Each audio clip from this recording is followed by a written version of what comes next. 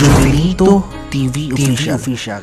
Alright, inyo sa mga kabagis, Jubilito TV Official po. At eto na naman po muli ang isang edisyon ng ating reaction video, mga kalingap at kabagis, no? Pero bago po ang lahat, mega love shoutout po muna kay Kuya Val Santos Matubang, kay Ate Edna Vlogs, Kalingap Rap, Roel of Malalag, Kalingap Netizens, Kalingap subscribers, Kalingap supporters, at ang ating pong mga Kalingap partners na wala pong sawang sumusuporta sa programa at advokasya ng Kalingap. Mega love shoutout po sa inyong lahat. So ito na nga mga Kalingap at kabagis for today's reaction video. Gawa lang po natin ang reaction at muli po pagbibigay ng opinyon dito nga po, no, sa ginawang ginawang sorpresa ni Roel of Malalag kay Rachel Morales. Actually, yung mga ganitong galawan, mga Kalingap at kabagis, ay ginaganap lamang po pag-araw ng mga puso. Pero kagaya nga po ng sinabi ni Roel, ito ay advance celebration po ng Valentine's Day, di ba? At nakakatuwa lang mga Kalingap at kabagis dahil marami ng beses na ginawa ni Roel of Malalag yung mga ganitong klaseng sorpresa kay Rachel. Kung maalala ko po nung nag-away sila, tapos parang may peace offering si Roel of Malalag kay Rachel.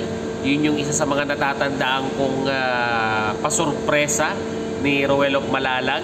At ito naman po mga Kalingap at kabagis ay iba po. Siyempre po in good terms sila nung nangyari po itong sorpresang ginawa ni Roel of Malalag. At dito mga Kalingap at kabagis ay nagtataka si Roel of Malalag kung bakit po ba ang Petsa 5 ay napaka-memorable po dito po sa dalawang ito.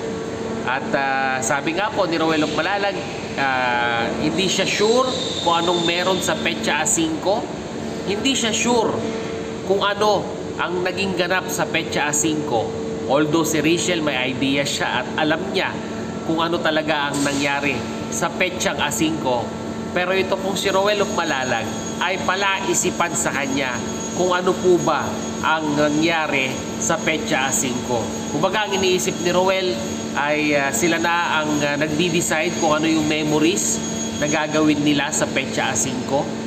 Pero si Rachel, mga Kalingap at kabagis, mamaya po ipapanood ko sa inyo, alam na alam ni Rachel kung bakit po napaka-importante ang Petsa 5. Pero bago po natin alamin kung ano po yung main reason kung bakit po napaka-importante ng Petsa 5 at lagi pong natatapat tuwing Petsa 5, ang dami ko na sinabing Petsa 5. Bakit natatapat palagi ng Petsa 5 ang kanilang mga special events dito po kay Roel at kay Rachel?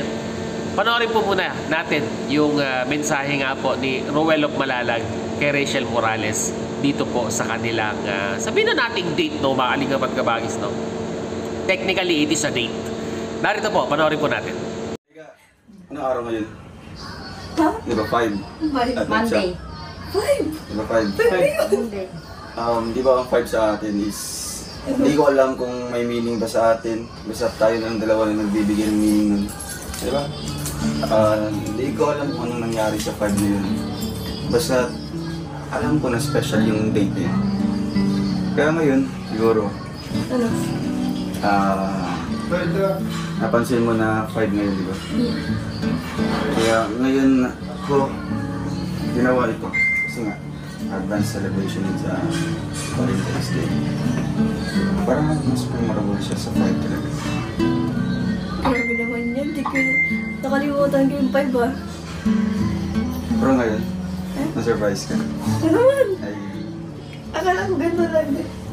flower lang. Saka nga pag ganito lang. Di ba may pag ganito pa oh. May pa-balloons. So ayun na nga mga Kalingap at kabagis, kagaya ng sinabi ko kanina, ano ang rason kung bakit napaka-importante po kay Rachel Morales ang Petsa 5? Kasi po mga Kalingap at kabagis, May 5 nagsimula po ang mutual understanding po ni Rachel at ni Roel. So as of now mga Kalingap at kabagis, no, running 9 months na po itong couple na ito na mag-MU. So yun naman pala mga Kalingap at kabagis at hindi aware si Ruel of Malalag dyan, mga kalingap at kabagis, no? Narito po, panoorin po natin yung pahayag ni Rachel Morales. Na-appreciate mo ito, di ba? Ay, sobra. Sabi mo, di ba, na nakalimutan mo yung 5. Di ba? Parang sa'yo, ano ba meron sa 5? 5? Secret. Di mo alam? Ilan na ba? Joke lang. Hindi, ano yun parang SMU. Start. SMU. Yun pala yung start nila. February, ay 5. Start ng May. May 5. Basta yung date ay 5. May 5. Birthday ni Tito.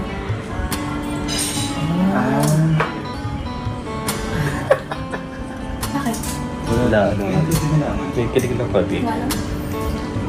Kaya nga, nag-wonder talaga every fifth of the month. Kilig ka na naman. Na special sa atin. Special sa'yo, di ba? Special sa akin. Sa'yo. Tapos, doon nga napansin na every month talaga na may mga paano ka throwback ng mga photos o mga slide. Bakit? Doon, Bakit nakikita mo yun? nakikita ko, syempre. Okay. Alam natin yan, di ba? Kaya, ayun, sinabi na lang kita, special mo din sa akin yung 5. Kaya, minsan pag 5 na flowers. Flowers? Eh, di ba yung nag-ganaw nung sinundo kita sa Capitolio? Capitolio? Ano yun? Limutan mo. Kaya ba yun? Tapos, nagmotor ako. Kumain tayo sa Guzmas. Five Yun. yun? 5 yun. Akala ko nakakaalam yun. Hindi mo kasi sinabi sa akin. Ano sasabihin? Pero at least ngayon alam ko na. Special pala yun. Akala ko hindi ko mapapansin. Papansin. At dito nga po mga kalingap at kabagis ay nagsimula ng magbilang si Ruel of Malalag, no? Dahil nga po 9 months na silang mag-MU at 1 taon na po silang mag-partner as Rochelle.